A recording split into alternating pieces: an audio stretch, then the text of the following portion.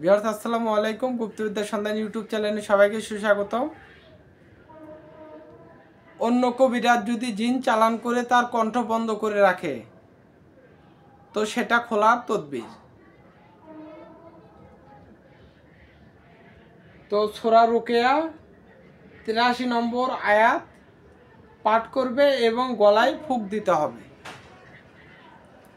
তো আরেকবার বলে দেই, কবিরাজ যদি জিনের কণ্ঠ বন্ধ করে রাখে তার দোয়া, মানে কবিরাজ যদি জিন চালান করে তার কণ্ঠ বন্ধ করে রাখে তার দোয়া। সূরা রুকিয়ার 83 নম্বর আয়াত গলায় ফুঁক দিতে হবে। সূরা 83 নম্বর আয়াত, সূরা রুকিয়ার 83 নম্বর আয়াত পাঠ করে গলায় ফুঁক দিবে। আল্লাহর রহমতে ওই জিন কথা বলতে পারবে। তো ভিউয়ার্স সবাই ভালো থাকবেন, সুস্থ থাকবেন।